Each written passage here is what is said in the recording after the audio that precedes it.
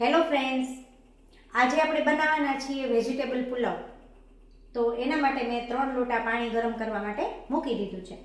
અને અહીંયા મેં લીધા છે 1 વાટકી બાસમતી ચોખા, જે લાંબા અને એકદમ સરસ આવે છે. આ ચોખાને આપણે 4 થી 5 પાણીએ સરસ રીતે ધોઈ લેવાના છે. હવે અહીંયા પાણી ગરમ થાય ને પછી જ આપણે આ ચોખા છે અને પાણીની અંદર એડ કરવાના છે. જો આપણે ઠંડા પાણીની અંદર ચોખા નાખીએ અને રાંધીએ તો ભાત છે એ એકદમ છૂટા ન થાય અને એકદમ પીંડા જેવા થઈ જાય, લોંદો થઈ જાય. તો આપણે પાણી ગરમ થઈ જાય પછી આપણે એની અંદર આ ધોયેલા ભાત છે એ નાખવાના છે. તો આપણે ભાત ધોઈએ ત્યાં સુધીમાં આપણું પાણી છે એ સરસ ગરમ થઈ જશે. તો આપણું પાણી છે એ ઉકળી ગયું છે. હવે આપણે એની અંદર 1 ચમચી મીઠું નાખી દઈએ અને એક ઉફાણ આવે પછી આપણે એની અંદર ભાત એડ કરીશું. મીઠું ઓગળી જાય ને પછી આપણે એની અંદર ચોખા નાખીએ ને એટલે આપણા ભાત છે ને એકદમ ખુલ્લા ખુલ્લા થશે, એકદમ ખીલા ખીલા અને છૂટા રહેશે.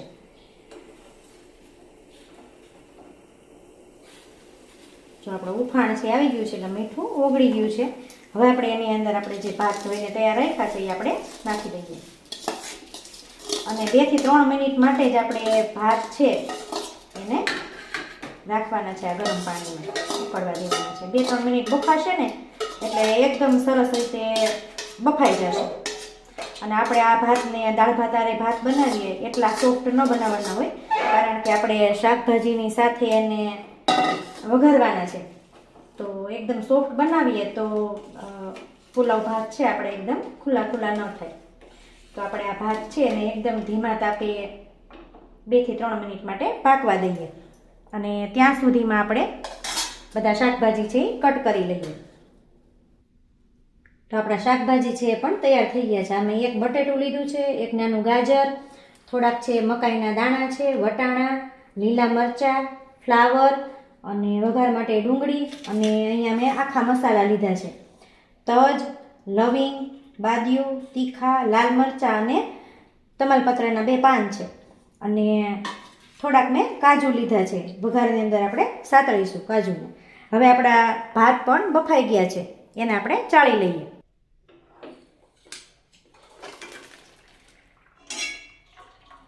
આપણા ભાત છે એ સરસ રીતે બફાઈ ગયા છે. આપણે ભાતને ઓવરકુક નથી કરવાના, કારણ કે આપણે વઘારમાં શાકભાજીની સાથે નાખીએ તો આપણા પુલાવ છે એ છૂટા છૂટા રહેવા જોઈએ. આપણે એકદમ ઓવરકુક કર્યા નથી અને એકદમ મીડિયમ આપણા ભાત છે એ બફાયા છે.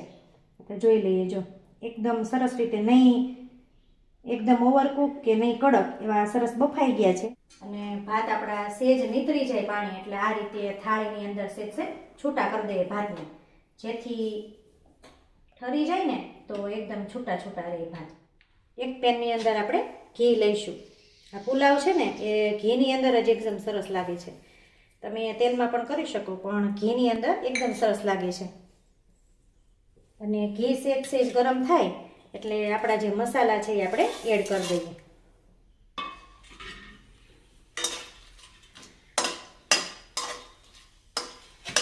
આખા મસાલા નાખીએ ને એનાથી પુલાવની સુગંધ છે એકદમ સરસ આવે છે, કારણ કે પુલાવમાં મસાલાની જે સુગંધ છે એનાથી એના ટેસ્ટમાં વધારો થાય.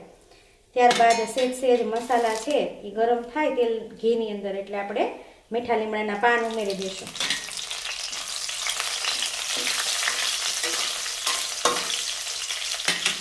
અને હવે આપણે એની અંદર નાખી દઈએ આપણા કાજુ. કાજુ છે ઘીમાં સરસ રીતે સતળાઈ જશે. ગેસની ફ્લેમ છે આપણે ધીમી રાખવાની છે એટલે આપણા મસાલા છે એ બળે નહીં. આપણા કાજુ છે ને થોડાક બ્રાઉન થવા દેવાના છે, જેથી કાચા ન રહે અને ઘીમાં શેકાય એટલે એની સુગંધ અને ટેસ્ટ બે એકદમ સરસ આવે.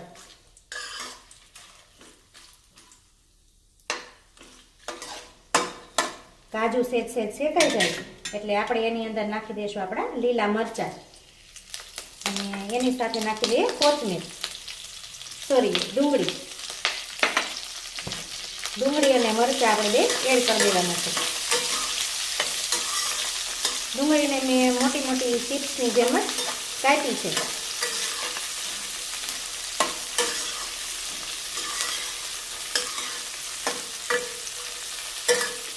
અને આ મરચાં છે ને એને મેં ખાલી 2 ફાડા કર્યા છે અને એ ઘીની અંદર સતળા છે ને એટલે બહુ સરસ ટેસ્ટ આવે છે મરચાંનો પણ. તો આ રીતે આપણે પેલા ડુંગળી અને કાજુ અને મરચાં સરસ રીતે સાતળી લેવાના છે ઘીની અંદર. ડુંગળી સતળાય એટલે એની અંદર આપણે પહેલાં બટેટા નાખી દઈએ એટલે બટેટા છે એ ચડી જાય, કારણ કે બટેટા છે ને ચડતા થોડીક વાર લાગશે. તો બટેટા અને ગાજર આ બેવાનું આપણે એડ કરી દઈએ.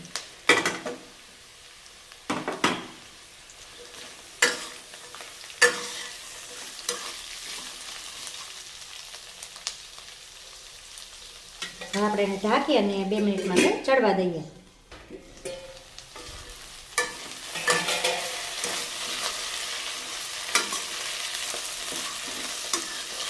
બે મિનિટ સતળાય એટલે આપણે એની અંદર આ ફ્લાવર અને વટાણા અને મકાઈના દાણા ઉમેરી દઈએ.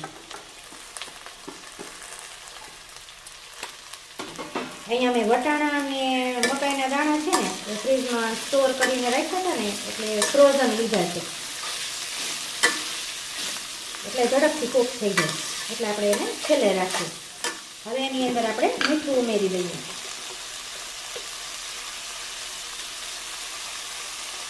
તો 1 ચમચી જેટલું મીઠું મેં અહીંયા એડ કર્યું છે. બધું સરસ રીતે મિક્સ કરી અને એને ઢાંકી અને 5 મિનિટ માટે ચડવા દઈએ. વચ્ચે વચ્ચે આપણે 1-2 વાર હલાવી લઈશું અને ગેસની ફ્લેમ આપણે સાવ ધીમી જ રાખવાની છે. તો આપણા શાકભાજી છે એ સરસ રીતે કૂક થઈ ગયા છે. હવે આપણે એની અંદર મસાલો કરી લઈએ. તો અહીંયા મેં એવરેસ્ટનો મસાલો લીધો છે. 1 ચમચી એવરેસ્ટનો મસાલો નાખવાનો છે અને એની અંદર આપણે નાખીશું લાલ મરચું. અહીંયા 1 ચમચી લાલ મરચું અને અડધી ચમચી હળદર. આપણે મસાલો છે એ ઓવર નથી નાખવાનો, થોડો થોડો જ નાખવાનો છે, કારણ કે આપણે લીલા મરચાં, લાલ મરચાં એ બધું નાખ્યું છે એટલે. અને મીઠું છે એ બેયમાં આપણે ભાતમાં પણ નાખ્યું છે અને શાકભાજીમાં પણ નાખ્યું છે. તો જો આપણા શાકભાજી છે એ એકદમ ડ્રાય છે, જો એકદમ બધા છૂટા છૂટા છે. હવે આપણા શાકભાજી બફાઈ ગયા છે. હવે આપણે એની અંદર નાખી દઈએ આપણા ભાત.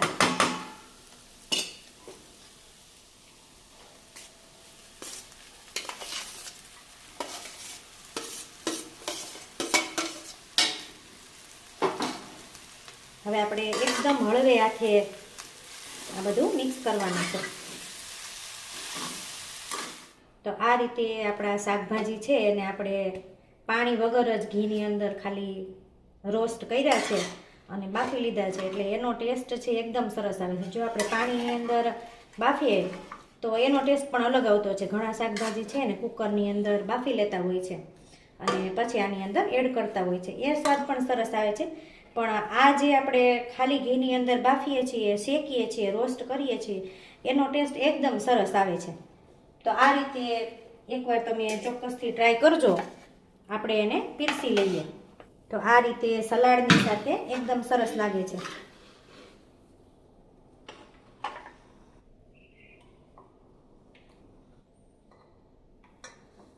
ઉપરથી આપણે કોથમીર નાખી દઈએ. તો તૈયાર છે આપણા વેજીટેબલ પુલાવ. આ રીતે એકવાર છોકરાઓને ખવડાવજો. બધા જ શાકભાજી છે એ પુલાવની સાથે બાળકો સરસ રીતે ખાતા હોય છે, પણ આપણે સિંગલ શાકભાજી કરીને દઈએ તો બાળકો છે એને બહુ મજા ન આવે. પણ જો પુલાવની અંદર નાખી અને આપણે બાળકોને શાકભાજી ખવડાવવા હોય તો આ રીતે આપણે ખવડાવી શકીએ. એકવાર ચોક્કસથી આ રીતે પાણી વગર વેજીટેબલ પુલાવ છે એ ટ્રાય કરજો.